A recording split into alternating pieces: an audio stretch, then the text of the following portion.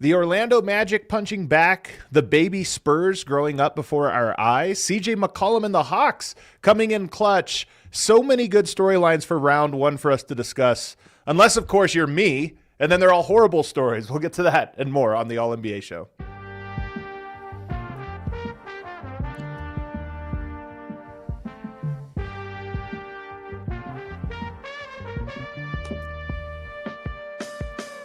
What is up, everybody, and welcome to the All NBA show powered by FanDuel, America's #1 sportsbook. Get started with $150 in bonus bets if you win your first $5 bet at FanDuel.com/AllCity. I'm your host, Adam Mares. I'm joined by my esteemed colleague, Marc Stein of the Stein Line and DLLS Mavs. Round one, not quite over, a little more than halfway over, but all the storylines are emerging for it. How you doing, Marc? Adam Mares, I'm not going to lie to you. I am deeply, deeply concerned about you, my good friend. Man, thank you. One of my favorite people on the NBA map. I was at my desk last night working on, I don't even remember what I was working on, but I saw a tweet from you that said something to the effect of, guys, we have to do it. This is the most dire show in DNVR history. Okay, didn't quite say that, but yeah. The pain in that tweet was staggering. Yeah. And so I just want to start by checking on my guy. You know, I'm hanging in there. I'm doing okay. It is funny though. Sports, it really is the best. Like most of it is about losing, and every now and then it's about the greatest highs. But the only way you get those highs is if you also get the lowest lows. And yes, we were talking a little bit before we go live. The Nuggets losing the series is not really the story to me. The story is them losing it so definitively that it feels like, it's the end of a run. And those runs, every run ends at some point for every player, every team. You usually don't know when it's coming or see it coming. And that's kind of the experience of this weekend, was kind of a watching and going, oh, it's over. That's, and that's always a weird place to be when I've basically been covering the same team, it feels like, for 12 years. So no, I've been thinking about it because, as I think you know by now, as a long-suffering Buffalo Sabres fan who just went through an NHL record 14-season playoff drought, I actually got to go to Buffalo for the first two games of the Boston series. Never in my life, Adam Mares, never in this knock-on-wood dream sporting life of mine have I been able to go to games 1 and 2 of a playoff series of any kind exclusively as a fan. I went totally, obviously I've covered a zillion series in the NBA, but game 1 and game 2 in Buffalo as a fan. And then today I'm at home. I'm putting my Sunday best notebook together. So I've got the TV on, but and my Sabres in game 4, after having a lot of trouble early in games in this series, 4 first period goals. And I'm just like, let's go. I'm pinching myself. Is this real? Is this actually happening after 14 years of misery? So, yeah, I think you and I right now are on opposite ends of the spectrum. I think we are. Where are the Sabres at right now in the series? They are up 3-1. They won both games in Boston, have a chance to finish it off Tuesday night. And that was the thing, my trip there, man, was just fantasy camp. And we lost game 2, and it was still just fantasy camp for me. Yeah. I don't want to bore you with all the details, but yeah, so in essence, you and I right now are on different planets. Yeah, you get so many of these, man. I feel like every 2 months or so, you're doing something, this, which is... It's true, because I do go to England a lot for soccer reasons to watch my beloved Manchester City, which is a powerhouse, so that's the opposite experience. Right. But, this is really important, and then we'll get to the playoffs. I wrote about this Friday, too, that, I am so grateful in my old age. This year, I think more than any other in my life, I've gone to 11 city games this season, which is a lot when you live 5,000 miles away. And now I've seen 2 Sabres playoffs games, and it's I love being a fan. I love no press pass, no notebook, no notes. I don't ever want to lose that feeling. In the NBA, I have to be so serious and come on here and, you want to talk about the games, and I'm going to bring up the injuries and who's on the hot seat and all that Debbie Downer stuff. I like being a fan, man. I mean, it's the best. And here's one piece of advice. Then we're going to get to these games, but My one piece of advice I'd give people is you need to be a fan of like a juggernaut team or a competent good team, but you also need to be a fan of a horrible team because you need the entire experience. It builds character. The people that are just, the Yankees, Lakers, Duke fan or whatever, it's like, hey, you got to mix it up. You need to throw a real loser in there so that you kind of know what it's like to hope for things that almost never come. That's the real experience. And the first round of the playoffs has delivered both of those things. And you do want to start here with this Nuggets Wolves series because it is an interesting one in a lot of ways because I think both teams are going to be greatly affected by the outcome of this one. We'll start on the Denver side. It's only 3-1, but Denver has just not looked like themselves. This whole year has been a weird up and down year, but they haven't looked like a team that gets the benefit of the doubt of being a contender every year because of how great they become in the playoffs. Nikola Jokic has never struggled in a series more than a game or two. He's struggled in the entirety of this one, even going up against a guy he's gone up more than any other player has gone up another player in the NBA over the last decade. And so the whole thing kind of feels like it's crumbling a little bit. But in the last game, a game Denver lost, the Timberwolves lost Dante DiVincenzo and Anthony Edwards for the entire series. And now it's sitting here where it looks like the Nuggets have been revealed for what they are, not really a contender. And yet they find themselves 10-point favorites in game 5 coming back home. And they're still almost even odds to win this series. I'm just going to start by setting the table that way. I kind of feel like we saw Denver. Okay, it's over. The team doesn't have it. They haven't put up a fight. And yet now you're in this weird situation where the Wolves have been so depleted. I don't know how far they could go even getting another game on Denver. I think they win the series, but look, you only had to take a look at Chris Finch after that game, and he's fighting back tears talking about Dante DiVincenzo. His glue guy suffers an Achilles tear. The face of the franchise suffers. They're calling it a bone bruise, knee hyperextension. How that wasn't worse as bad as that thing looked. I mean, so yeah, on one hand, the Wolves should be joyous because this is the best rivalry in today's NBA. I agree. It's not the best rivalry in NBA history, but in 25-26, there is no better rivalry than Timberwolves Nuggets. And the Timberwolves, even though they're up 3-1, have to be absolutely reeling after the gut punches they took in game 4. And none of this you also can't forget what lingers in the background. Dallas is trying to lure Tim Connelly away. Yep. Matt Lloyd, who would be the natural successor to Tim Connelly, the Bulls are heavily after Matt Lloyd. On top of all the question marks in Minneapolis, what's their front office going to look like in a month? So I couldn't have gotten I thought the Nuggets, the way they finished the season, Minnesota finished in a 9-10 funk. Ant, I think, played 3 of the last 14 games. He missed so many games because of the knee. Jaden McDaniels missed a bunch of time. I was like, Denver is going to win this series. Denver has figured the Wolves out, and I could not have been more wrong. The Wolves have flipped this all on its head. But yeah, I mean, I'm sure it is.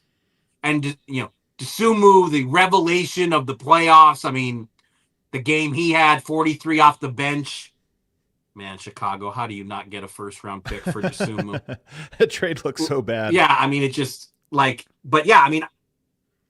Kobe White, too, by the way. Kobe White ended up having this great run down the stretch. Yeah, and Caruso. Well. I mean, Kobe White was Kobe Caruso White hits earlier. The shot that basically saved Charlotte in that first play-in game. But Minnesota has been fantastic in this series. They showed their resiliency last night by winning game 4, but you have to just wonder, mentally what this team is going through after everything they witnessed in a victorious game 4. I don't think Denver can win the series, and I don't think Minnesota can lose it, regardless of what happens. I do feel like these injuries just throw this weird X factor in there that Denver can win the next 3 games, and you'll still say, yeah, but we know how that series went. It's just too definitive through 4 games for you to make any other argument. And yet, here we are. The Wolves, And here's a couple other things. The Nuggets enter the playoffs on a 12-game win streak. The Wolves go 9-10 down the stretch. They were injured. Denver got healthy, which is, all year this team hasn't looked healthy-ish. Healthy-ish, I should say. Yeah, that's true. The whole year that the team hadn't quite looked right. They go on that run at the end, and you think, okay, well, we haven't seen them all year. Now we see them, and they look good. But to your point, healthy-ish is not healthy, and the wheels have come off for Aaron Gordon very clearly. Yeah, so let me actually stop you there. I'm putting the magic wand in your hand. Okay. Do you even play Gordon anymore? Like, dude, you're not right. Like, yeah. He's been a mess since last season, playing however the hell he played through that hamstring injury in last season's playoffs. This whole season has, dude, it's time to stop. Like, this season is over. Like, yeah. He's got to stop. It's really 2 seasons, which is scary. I mean, 1 season, maybe you could say just bad luck. It happens. Guys bounce back. But it really is 2 years in a row for Aaron Gordon now. And that's why the injury, as crushing as it is, it's not that surprising. I mean, I talked about this back in October and November saying, hey, the biggest concern I have for the Nuggets season is I just doubt Aaron Gordon's ability to be healthy for a whole year. And if he is, I doubt his ability to make it through 4 rounds of tough playoff fights. He made it 1 in this series because by game 2, you could just tell he wasn't right. But so that's obviously a big deal to it, but all teams have injuries. That's one of the story. I know we always talk about it, but you just go up and down every roster in the NBA right now and you go, my God, they're missing a crucial piece. So I look at that and I say, the Wolves, here's what you have to give the credit for it. This is why the injury sucks so bad. 2 times they've been good, not great in the regular season. 2 times they make a Western Conference Finals run that just shows that they are true playoff risers and that their grit and toughness and their style, their identity, it works in the playoffs, and they're just such a tough out. This year, it was definitive through 3.5 games. That's exactly who they are. And I just look at it and I say, throw out the regular season. I know San Antonio and Oklahoma City can do all these things, but that team – it's not a fluke that they made it to the conference finals. And yet here we are where I look at it and say, there's nothing they can do right now. I'm not trying to, be too hot takey here, but given the injuries and given the fact that at best case scenario, Anthony Edwards is going to be out a while, they either beat this Denver team now up 3-1, or I just don't know even what the expectation or hope should be going forward. And that really sucks for a team and a fan base that, I think this team is worth cheering for. You wait your whole life sometimes for a team like this, and unfortunately, it just was the worst luck possible. Both of these teams came into this series with so much riding on it. Yeah. And with both of these teams, you wondered what happens to the loser. What happens to the team? Both of these teams see themselves as title contenders, whether that's right or delusional, but that's how they looked at themselves, both the Nuggets and the Wolves. And neither is emerging from this series with the ability to make that claim. The Wolves because of injuries, and your Nuggets, man, they are now facing an absolute reckoning in the offseason because they need athleticism, they need speed, and they're up against it financially. Jokic is up for an extension. There is zero indication to this point, zero, that he wants to be anywhere else. He has never even betrayed the slightest hint that he wants to go somewhere else. But I think if he was giving us his unvarnished analysis at this point, no way he sees this team going in the right, since the title, not going in the right direction. Well, we can start with Denver here and just sort of what this means. And again, the series isn't over, so we don't have to do the full eulogy, but it is the circumstance as we see it right now. Denver has a rookie GM at the helm in Ben Tenzer. They have a rookie head coach in David Adelman. And forget about any, whether they're up for the job or not. Denver's offseason, should they fall the way it looks like they're going to fall, whether it's first round or second round, just where it looks like, hey, they're not close. They're no longer a team that you can just say is close, given Jokic and Murray and whatever else. That is an impossible offseason to navigate. You have contracts that are going to be very tough to move if you even wanted to move those guys. And then you have to plug a lot of holes. Denver's formula has expired. The league has evolved. Teams have gotten better. And I think, there's those things going on. And now you're talking about a guy in Ben Tenzer and John Wallish, along with the Cronkies, who you say, it's not like, oh, we need another shooter and we don't have a lot of money to spend. Tough spot. Go find one. It's, hey, you might have to change the whole formula. This might be 3 or 4 trades, and also the culture of the team and who leads it might need to adjust. And we need to make sure Jokic is happy enough to sign an extension and do all these things. It is 4 or 5 of the most difficult sort of maneuvers they're going to have to make and analyze. And again, to your point about Jokic and examining the situation, we don't know anything about Ben Tender's ability to navigate 1, let alone 4 or 5 of these difficult scenarios. I didn't make it to your Saturday night show, but I feel like I just got a taster of it. We didn't talk. I made a big point to say, hey, we're not doing the eulogy until it's over, just because it's sports. But there's so much. The offseason is so long. Even if the Nuggets come back and win this series, where are they going? They're not going to beat OKC. Well, I agree with you. They're not. Even San Antonio. Of course. Even if I agree with you, I'm just saying I don't like to do the offseason before the offseason, and I think the offseason's arriving this week, so we might as well just wait a couple days before we start to do that. But nonetheless, I'm asking you, what do people around league circles? Has there been scuttlebutt about, hey, look at the Nuggets? All of a sudden, they just became in play in this very interesting way. Not yet, because I think. There was, because of the way Denver finished the season on that 12-game winning streak. And again, they really weren't healthy.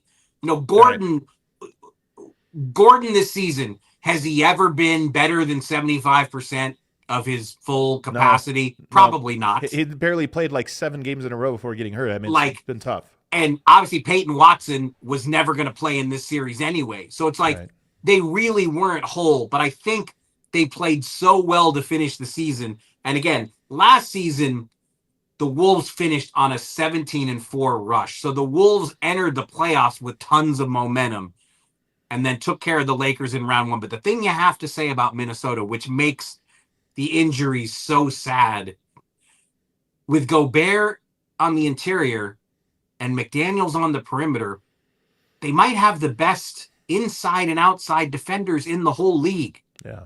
And that was their ace in the hole. And so obviously now, even if they lasted, even if somehow they came through the second round because of the Spurs inexperience, could Ant come back in the conference? Even coming back in the conference finals just seems like that just doesn't seem realistic. It honestly is very similar to the injury that Jokic sustained. And one of the stories, and again, I just want people to be clear. I don't think there's any excuse for Denver, all the different things that happened this year. So this is not trying to absolve them of coming up short against Minnesota. But Jokic suffered a very similar injury to that. The only difference was he wasn't jumping. He was stationary, but his knee did the exact same movement where it kind of inverted pretty significantly. Hey, I'm glad you brought that up, because that's the thing, is he hasn't complained about it, to my knowledge, at all. But I think it's fair to say, if you study Jokic's play pre-injury, it's completely different. And since, plus the wrist hasn't been right either. He's just again, he's not going to use excuses, and I applaud you for saying you're not giving them any excuses or passes here, but Jokic, I think, came back faster than he wanted to, and I think the 65-game rule was a factor there. Maybe it was, quite frankly, but here, the numbers are pre-injury. He's shooting 60.5% from the field. Post-injury, 51.9%. Yeah. So 9% drop from 3, 43.5% from 3 since 30%. And obviously in this series, it's 22%. So it's the reason I didn't vote for him or make a case for him for MVP. I thought this year, not the case. After the injury, he just wasn't the same guy. And even though he was a very good player and put up great numbers, it was not the same impact. And so I do think there is something there, and it makes you wonder, is this an injury that maybe has long-term effects, or is it something a full offseason you don't even notice anymore? TBD on that. He does have a lot of mileage. But the point I was making was more about Anthony Edwards, that Jokic was out for, I don't remember, 5 weeks when he had this injury. And then when he came back, it was another month where he was really struggling. So there is no optimistic spin on this for Anthony Edwards. I don't see this as maybe they beat the Spurs and he comes back after that. I think even that would be aggressive. I'm with you. I just think it's way too risky because, again, they've got a lot to figure out themselves. Yeah. And maybe not as much roster-wise as the Nuggets, but just who's going to be calling the shots. We're going to have to see. Yeah. So both of these teams are headed for a major offseason. I know you don't like to speculate, but I'm just curious if there is any conversation about Denver. I know you said not yet, but I am looking at this and saying it feels to me like the formula is done. Do you at least hear that from teams? Formulas expire. The league evolves. And sometimes the league evolves specifically because when you're on top, every team looks at you and says, how do we beat that? Minnesota clearly did. And it's no coincidence that Denver has struggled with this specific team. But have you just heard rumblings behind the scenes of like, I think Denver's expired? It's been more, the big conversation has been Peyton Watson, despite his injury woes, has impressed a lot of people. And I think there's going to be a fair bit of interest in Watson in restricted free agency. And, you know, the questions have certainly been posed. How are the Nuggets possibly going to be able to afford keeping Watson after the money they just invested in Christian Brown? But like now, again, because of the way this series has played out, do they look at more dramatic changes? Is there even, like, coming off the championship, Aaron Gordon was as coveted a Swiss Army knife forward as you could talk about in the league because he added a three ball to everything else he was doing. Yeah. But now he's been so injury laden, like, it's a real risk. How could you even trade him if you wanted to? And, you know, Jamal Murray had a very strong season, finally made his all-star breakthrough, but same thing. Jamal Murray has a lot of money on his contract. And do the Nuggets really want to break up? I mean, the Jokic-Murray combo is still special. It's delivered a title. That's what I'm saying is, like, I think it's too soon. So there, like I said, there really hasn't been, at least in the circles I've been talking to, I really haven't heard a lot of Nuggets future talk beyond the fascination with Peyton Watson, but that's going to change here real quick if this series. And again, the Wolves still have Gobert, McDaniels, DeSumo, Reed, like Randall. They are not deep. Yeah. But like, can they win one more game without fivesome? I mean, I would say so. And does Denver have fight? That's the biggest thing I'm wondering is that, you know, the Nuggets have always just had this resolve, even in hopeless situations. So do they have that tomorrow night? What do you think the crowd will be like tomorrow night? I'm very curious myself, to be honest with you. I'll tell you this, if the Nuggets play and struggle, and I think struggle to put forth the like fight that they have in the previous two games, I would not be surprised for them to be booed off the court. You know, Denver's fan base is not above booing the team when they're playing poorly. So we'll see. But I think the energy in the building will be great, and it'll be up to the Nuggets to sustain that. The crowd will be into it if they can. Just real quickly, though, on Tim Connelly in Dallas, you know, is there any latest? I'm not putting you on the spot, but is there anything else you can share there, or what expected timelines and things like that? There really isn't, because the Mavericks, now look, back channel discussions always happen in the NBA. So I can't account for back channel discussions that may or may not have happened. But legally, the Mavericks can't even ask for permission to talk to Tim Connelly until the Wolves season is over. And the Wolves are going to the second round, barring a massive collapse here. So whereas Matt Lloyd, you know, the Bulls in their front office search, the Bulls are mostly talking to the second in command with various teams, second or third in command. So you can conduct those interviews, even though those teams are in the playoffs. Matt Lloyd, Bryson Graham in Atlanta, Dennis Lindsey in Detroit, Dave Tellep in San Antonio. All of those guys, Mike Gansey in Cleveland, all of those candidates are with playoff teams, but none of them are the ultimate shot caller with their franchise. So the Bulls were able to secure permission and conduct virtual interviews with all those guys last week. And Jake Fisher and I reported today on my Substack that Matt Lloyd, Dennis Lindsey, and Bryson Graham are already regarded as finalists in Chicago. And the Bulls, by all accounts, are going to forge ahead with their search here before the Chicago pre-draft camp, which is not this coming week, but activities start the following week. So, can I tell you something, though, real quick? Yeah, go for it. I'm rooting for him to go to Dallas, and has nothing to do with hatred of one fan base or the other or anything like that. I just think Tim Connelly is really good at that phase. You know, he has yet to win the title. Left Denver right before they did. Minnesota hasn't gone over the hump. But I just think he is so good at establishing culture. I think he's one of the best culture guys I know. He's a great scout. And I think he's the type of guy that would go into a place like that and set the direction, which is the most important thing, and maybe see it all the way through. But I just look at that circumstance with a star player in Cooper Flagg that anybody would want to try to build around. And I think that that's his perfect skill set. Well, look, it's funny in Dallas, I think among some fans, like, that's the guy who traded all those picks for Gobert. And then after these last couple games, I think it's been like, yeah, that's the guy who put, I don't know about steal, but that's the guy who put Gobert there. And Gobert is giving Jokic fits like no one we've ever seen. Yeah. Well, the good news in Dallas, they don't have the picks to trade away. So yeah, you know what? Exactly. What are you worried about? All right, let's take a break. On the other side, enough torturing me, Mark. He said, when we ran the rundown today, he said, segment 1, wellness check on Adam. And that's what that was. But it's what it was supposed to be, but I think I failed the assignment.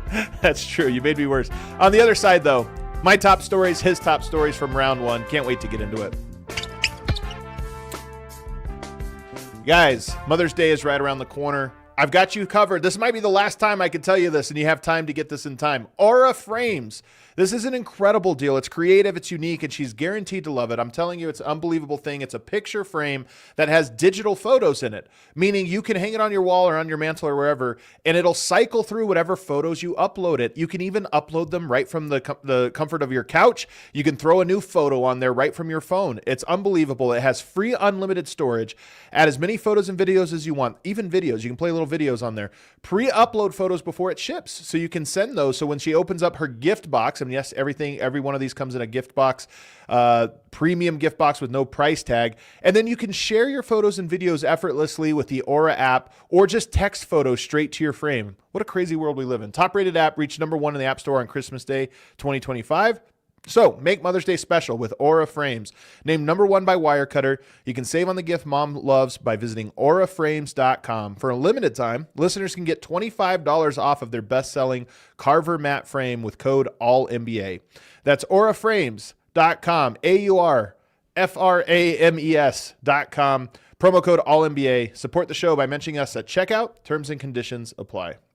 I also want to tell you guys about Shady Rays, another good gift idea for yourself or someone else, because we all know that moment where you think you left your sunglasses at the beach in the roof of your car at a gas station 3 states away. But if you go through Shady Rays, you don't have to worry about that. They've changed the game. They're sunglasses that are made for real life, seriously good looking, polarized, durable, and not stupidly expensive. But the wild part is if you lose or break them on day 1, Shady Rays will send you a brand new pair. No guilt trip, just replacements, so you can actually wear your sunglasses without fear on hikes, at concerts, on a boat, wherever. Shady Rays is eyewear that has your back. Go to shadyrays.com and use the code ALLCITY, all one word, ALLCITY, for 50% off 2+ pairs of polarized sunglasses. All right, back here, segment 2 with Marc Stein. You can read him at the Stein line for all the latest scoops. You can catch him over on DLLS Mavs, where he's talking about the Mavericks. Let's go to our list of things that have been great about round 1 or that have been interesting about round 1. And I have a firm number 1 on my list, but I don't want to say it. I want to hear what your top story is from round 1. Can be personal, or you can just say this is the biggest story. Whatever you. Aren't you proud of me though that like I'm trying to find some rainbows here instead of just hammering the injuries, injury? It's true. The injuries have been even worse than ever too. So we're just skimming right past it because we've done it. I'm just trying to be sunny side up here. By the way, Rockets just finished off the Lakers 115-96. Very astute show planning from you and Atticus to not wait for the final buzzer on that one. The game was over at halftime. Come on. Look, for me, there are 3 prime nominees. Okay. But there really are more. But I guess I love CJ McCollum being the best player so far in the Hawks-Knicks series. I didn't see that coming.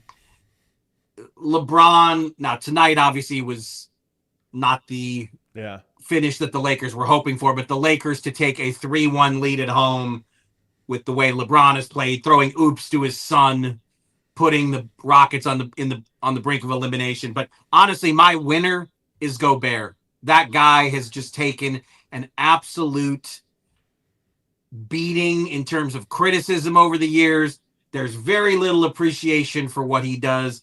I think what we talked about in the last segment was accurate. Jokic is bothered more by injuries than he's letting on. He's not going to complain about it. He's not going to use that as an excuse. But Gobert has been fantastic. Again, he's played him as well as you can play the guy who's regarded as the best player in the world. So I think Gobert, this has been his first round so far. And look, a lot of Wolves fans would probably say it's McDaniels when you combine his defense and the trash talk. But he has been the face of it all, I would say, and rightfully so. You know, with some of the comments and backing it up, and then the punctuations in these games have been huge from him.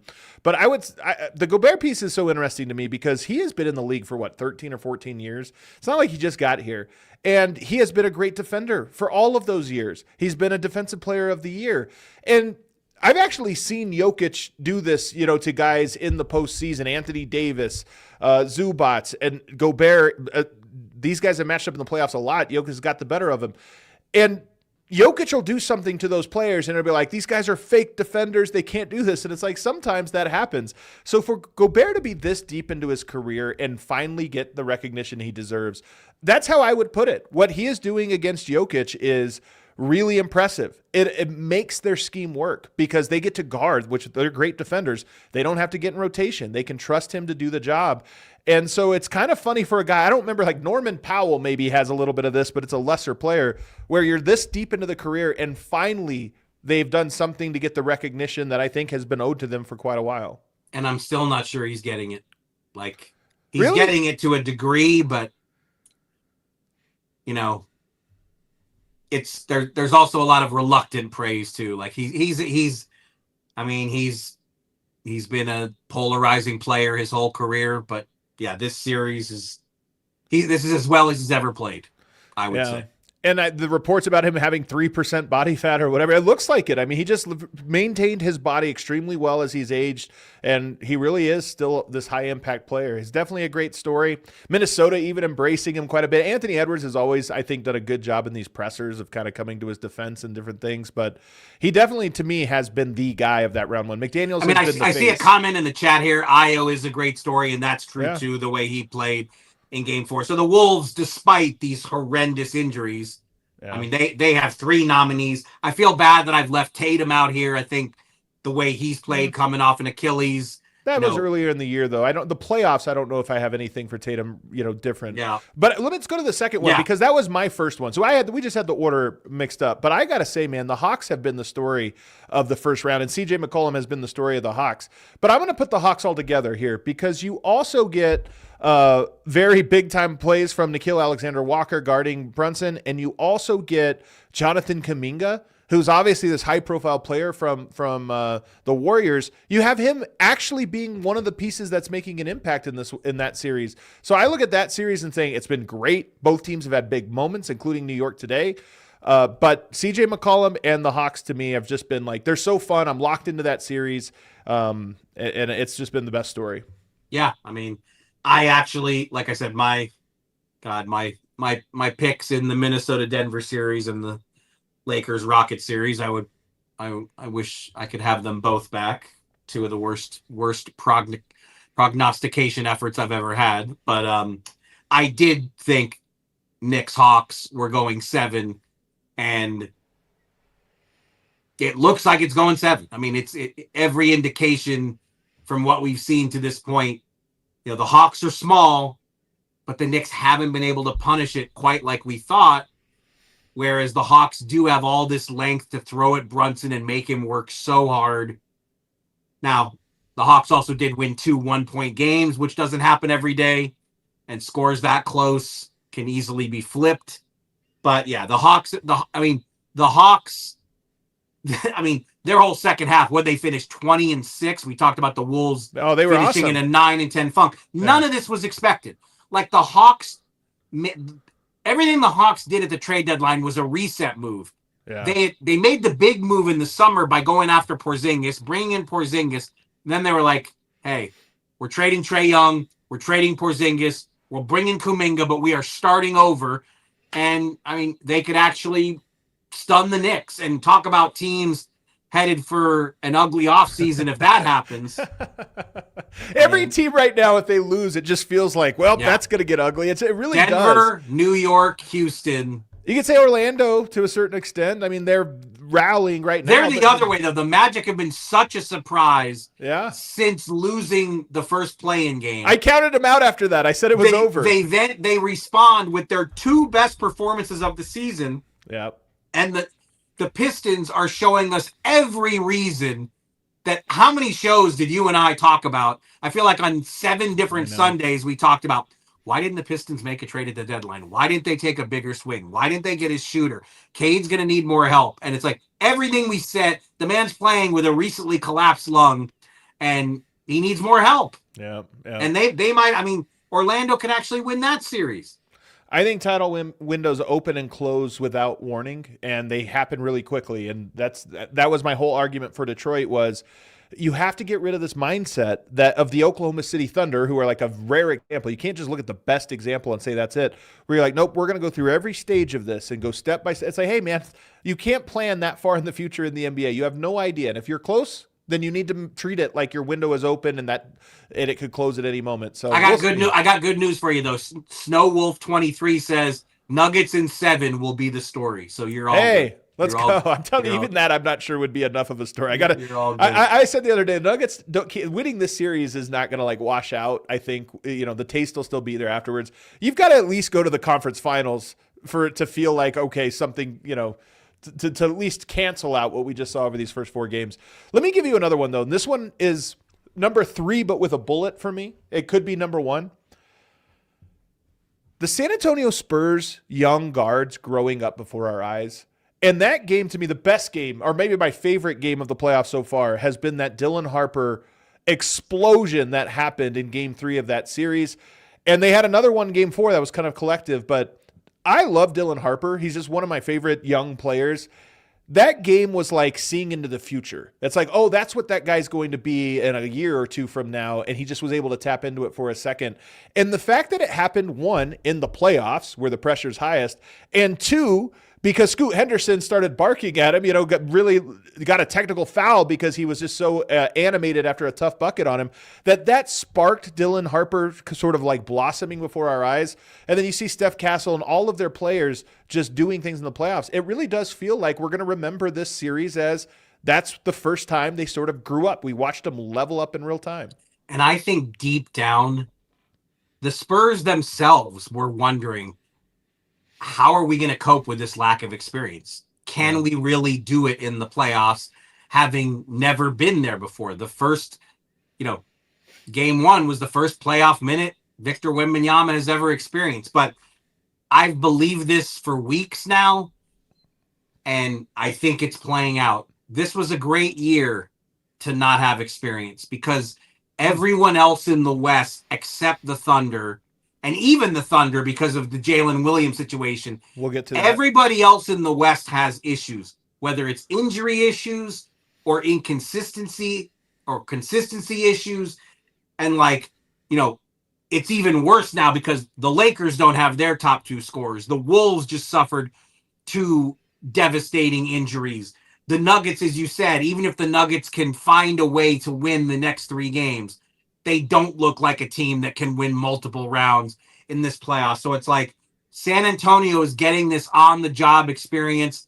They got shaken by losing game 2. They responded they absolutely just smothered Portland in the second half today to turn that thing around so dramatically. And they are growing up before our eyes. And we're headed for a Spurs Thunder conference finals. It feels that way. It feels inevitable, which would be great. But here's another take I have, though, on that same point. And this plays into our Pistons conversation a little bit. The league is so athletic right now that I don't know that you should expect your team to be able to hold up. Depth is so important because you almost have to count on one injury, but the younger you are, I think the less likely you are to sustain those injuries. And you look at Oklahoma City as obviously running the league right now. San Antonio's young. Typically, we would say, well, you're too youthful to know what to do. The flip side of that is, yeah, but you're so young, you're athletic enough to sustain playoff intensity night after night and keep going. You look at around the league, the Hawks, they're a great story. They're a young team playing against an old veteran team in the Knicks. It just seems like it's almost an advantage in some ways, a disadvantage in others, but an advantage when we talk about, I just think those guys the young players can sustain the intensity of this modern game. Aaron Gordon types maybe can't. I really feel like last season's finals, the two teams in it really established the new template. Yeah, because I agree. The Thunder are very deep, but so are the Pacers. And like, I think that's what teams want to be, exactly for the reason that you said, because inevitably, sadly, you're going to get hit with some kind of injury. It's just unavoidable at the pace that the game is played right now. That is the biggest issue, that the game is so fast and there's so much more court coverage required of these guys than there was 5, 10, 20 years ago. And given schedule density, pace of the game, and all these factors, the medical people in the league, when you talk to them, that's what they're so concerned about. Because how do you slow the game down? It's just not that. It's not that easy. If it was an easy fix, they would have done it. So I think you're right. And the Thunder, like, on one hand, Jalen Williams just hurts the hamstring again. And Let's go to that. And to me, it's like, right. It's like, Luka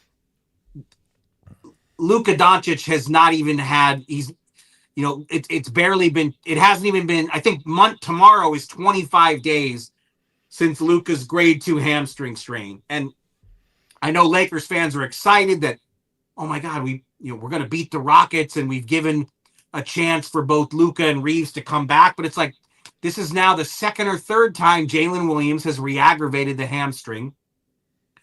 Peyton Watson re-aggravated it 2 or 3 times with the Nuggets, and he's still not back. Aaron Gordon, we've already talked about. Like, it just, the Thunder have the depth to withstand this injury, but like, and they've played a lot. How long, though? They've played a lot. I mean, I would sit him for the whole second round. They probably have it for that. I agree. They need him against San Antonio, but even that could come too soon. I mean, and that's the point. And I look at that. I put this on the timeline the other day where I said, are hamstrings and soft tissue injuries, because we see calf strains and we see hamstrings, just seems like a lot. And are those the new ACLs? Not in terms of how significant they are, but all growing up in my life, it was like your biggest fear as a basketball player was an ACL tear.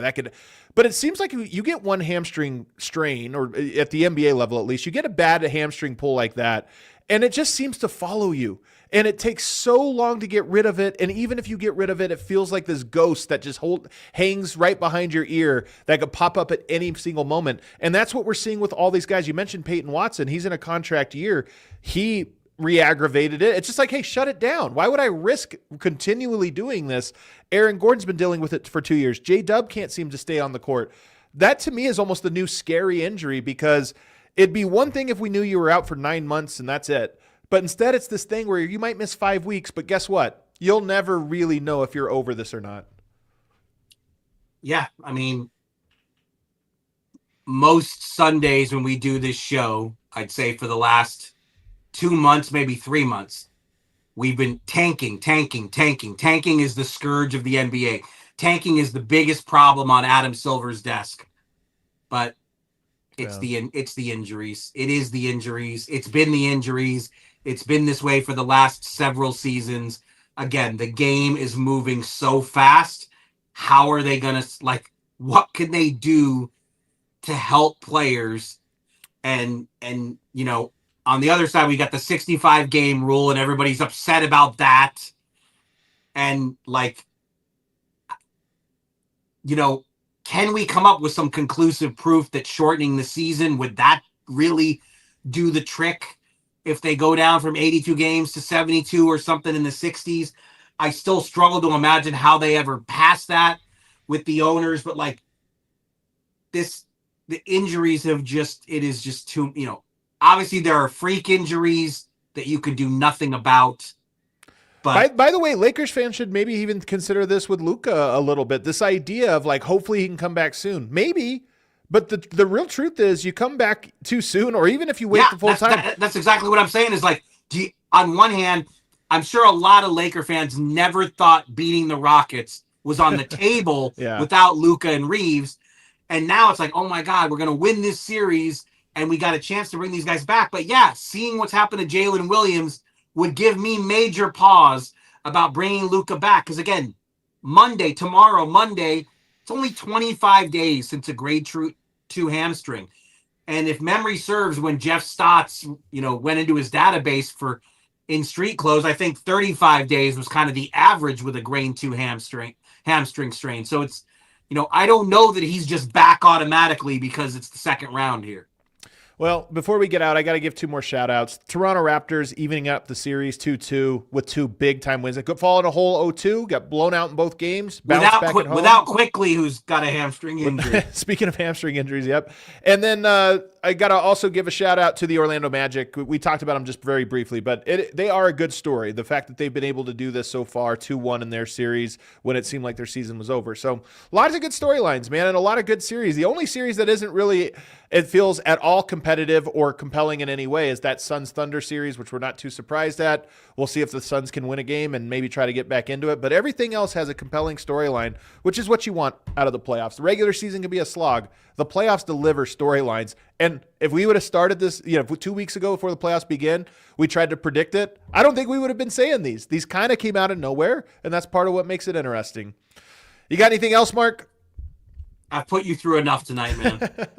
You did, man. Cue that outro music, Atticus. What the heck, man? You did. I thought this would be like 3 minutes of teasing, not 25 minutes of breaking down my own misery. I'll be better next Sunday. This is like a public therapy or something. I have to go through all my confessions here and just relive it. He is Marc Stein. Find him over at DLLS Mavs. He's always on this show as well on weekends, so make sure you're subscribed. Me and Jason Timfer back tomorrow. We're going to get more into the X's and O's of the key games. Can't wait for that. Really big weekend of basketball. Hit the like button for us. See you. We all silly like the mayor.